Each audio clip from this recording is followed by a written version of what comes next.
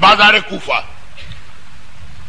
اور مولا نے دیکھا ایک نوجوان بہت اپنے آپ کو ویل ڈریس بنا کر سنوار کر سجا کر بازار میں کھڑا. اب آج کل تو آپ کو پتا لیڈیز سے زیادہ مردوں کے بیوٹی پارلر چلتے ہیں، 2 گھنٹے 3 گھنٹے مرد وہاں لگاتے ہیں. تو بہت اپنے آپ کو بنا سنوار کر، ہاتھ میں اسمارٹ فون، وہ بھی 8 نمبر والا جو ابھی لیٹسٹ آیا، گلے میں چین، جو طریقے ہوتے ہیں ایسے نوجوانوں کے، کھڑا ہوا ہے. مولا کسی کام سے بازار سے گزرے، 2 گھنٹے کے بعد واپس ہے، وہ ابھی تک وہیں کھڑا. جیسے ہی مولا نے اسے وہیں کھڑے دیکھا، فوراً کمر سے یا اپنے غلام سے کہا گرفتار کرو اور لے جاؤ اسے میدان میں. ایک میدان مخصوص تھا مولا کے زمانے میں جہاں مجرموں کو سزا ملتی تھی. ارحم الراحمین کے رحمت للعالمین رسول کا نعمت الہی مولا، لیکن ایک سزا دینے کے لیے ایک جگہ وہاں لے جاؤ. قرآن سورہ نور پہلی آیت، جب مجرم کو اسلامی سزا دی جائے، میں بعض وجوہات کی بنا پر آیت اور اس کا ترجمہ نہیں پڑھ رہا ہوں اگرچہ قرآن ہے، لیکن کوئی کہہ دے گا کہ مولانا ہماری چھوٹی بچیاں بھی یہ مجلس سن رہی، تو میں آیت اور اس کے ترجمے کو بھی نہیں پڑھ رہا ہوں. پہلی آیت، حوالہ بہت آسان، سورہ نور پہلی آیت. قرآن کہتا ہے جب سزا دو تنہائی میں مت دو، ایک گروہ کو بلاؤ صاحبان ایمان کے جو اپنی آنکھوں سے یہ منظر دیکھیں. اسلام کی سزا کا مقصد مجرم کا پنشمنٹ کم ہے، دیکھنے والوں کو عبرت دلوانا زیادہ ہے. تو جیسے ہی ایسی کوئی گرفتاری ہوتی ہے لوگوں کو پتا کہ علی کے آرڈر ہے، سب آ گئے. اور میرے مولا آخر میں آئے اور اپنے غلام سے کہا کہ اس نوجوان کے 10 کوڑے مارو. اب علماء کرام کے سامنے کیا زبان کھول، ایک حد ہوتی ہے اور ایک تعزیر. یہ تعزیر حسب ما یراہ الحاکم خیر. مولا نے کہا 10 کوڑے مارو. اب جب کوڑے کی بات سنی تو نوجوان چیخا. کیا چیخا؟ اگر وہ جملہ کہتا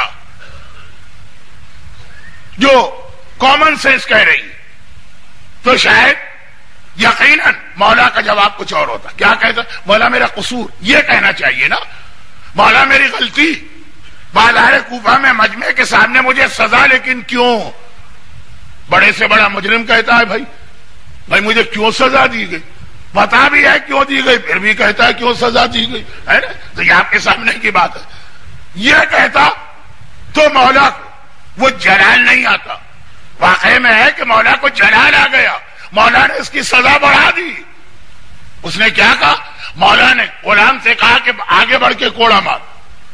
اس نے فریاد کی، مولا آپ مجھے کوڑے کا حکم دے رہے، میں تو آپ کا شیعہ ہوں.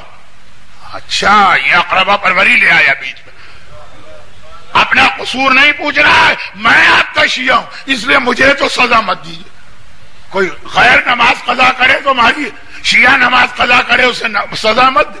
کوئی غیر حق کھا لے اسے آپ کوڑے مارے، اور اگر اپنا شیعہ حق مار لے تو شیعہ ہے تو چھوڑ دو. علی کو تم نے کیا سمجھا؟ اس نوجوان کا جملہ یہ تھا کہ مولا میں تو آپ کا شیعہ ہوں، اور علی کا جواب کہا تو میرا شیعہ نہیں. یہ بھی دیکھ لیجیے، مولا کو کہنا چاہیے تھا جو میں نے ابھی کہا کہ ہاں تو ہمارا شیعہ ہے لیکن غلطی کی تو سزا ملے گی. یہ نہیں کہا مولا نے کہ تو ہمارا شیعہ ہی نہیں.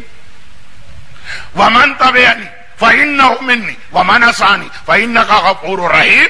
مولا نے کہا تو میرا شیعہ ہی نہیں. اب وہ اور چیخا، مولا میں تو آپ کا بہت پرانا شیعہ ہوں. آپ کوفے میں لوگوں سے پوچھ لیجیے، مولا کوفے کے رہنے والے نہیں ہیں، مدینے والے. خلافت ظاہری کے بعد کوفے میں آ کے رہے، اور یہ کوفے کے پرانے لوگ. مولا کسی سے پوچھ لیجیے، سب گواہی دیں گے کہ آپ کی خلافت سے پہلے سے میں اور میرا گھرانہ آپ کا شیعہ. تو کنفرم ہو گئے. مولا کا جواب کیا؟ مجھے کسی سے پوچھنے کی ضرورت نہیں. اچھا پھر کیا کہا؟ یہ بھی کہہ سکتے ہیں کہ میں تو ساری کائنات کو جانتا ہوں، مجھے کیا ضرورت. یہ نہیں کہا تیرا عمل بتا رہا ہے تو تو علی کا شیعہ نہیں، عمل۔ اب وہ چونکا، مولا میں نے کیا ایسی غلطی کر دی؟ کہا تو بازار کوفہ میں کھڑا، روزانہ صبح کو شیطان مارکیٹوں کے گیٹ پہ کھڑے ہو کے اعلان کرتا، یہ ہے میری مسجد، میری عبادت کرنے والے تمہیں یہاں نظر آئیں گے۔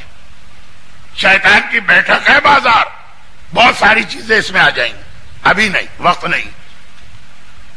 تو بازار کوفہ میں کھڑا، میں گیا اور آیا، 2 گھنٹے لگ گئے، تو وہیں کھڑا ہوا۔ اس کا مطلب یہ ہے کہ تیرا کوئی کام نہیں ہے یہاں پہ۔ یہ علی کی حکومت، علی کی غیرت برداشت نہیں کر سکتی کہ ایک نوجوان ایسی جگہ پہ بغیر مقصد کے کھڑا ہو کہ نامحرم عورتیں وہاں سے گزر رہی ہیں، وہ ان کو دیکھ رہا ہے، وہ اس کو دیکھ رہی ہے، اور یہ وہاں کھڑا ہوا۔ یہ علی کی حکومت میں تو ممکن نہیں۔ کوئی کام ہوتا، کام کرتا، چلا جاتا۔ شیطان کا سارا کام شروع ہوتا آنکھوں سے، نامحرم کو دیکھنے سے۔ گر کی بات حضرت نوح کو بھی شیطان نے بتائی۔ میں 2 سال کیا، پچھلے سال آیا تھا، یہ حدیث پڑھ چکا ہوں۔ خیر، مولانا پہلی بات تو یہ کہ اس کی شیعت کا کرائیٹیریا قرار دیا اس کا عمل۔ علی جیسا عمل کرو، پھر کہو علی کا شیعہ۔ عمل تو کرو دشمنان اہل بیت کا۔ مولانا نے کہا میں تیری شیعت کو نہیں مانتا ہوں، وہ ایک بات، مگر میرا اصل سوال، اب یہ اس ٹائپ کے جتنے نوجوان وہ سب علی کے خلاف ہوں گے کہ نہیں ہوں گے؟ بھئی علی سے پہلے ہمیں اجازت تھی، کوئی پلٹ کے پوچھتا بھی نہیں تھا یا کیوں کھڑے ہو، عورتوں کو کیوں دیکھ رہے، عورتیں تمہیں کیوں دیکھ رہی، یہ فیس بک پر، یہ واٹس ایپ پر یہ چیٹنگ کیوں جاری ہے؟ اس سے پہلے والوں کو کیا غرض اس سے؟ علی کے زمانے میں مجال نہیں ہے کہ آیا تطہیر کی سند لیے ہوئے پاک و پاکیزہ معصوم کسی ایسے عمل کی اجازت ہے۔ برحمتک یا ارحم الراحمین وصلی اللہ علی محمد و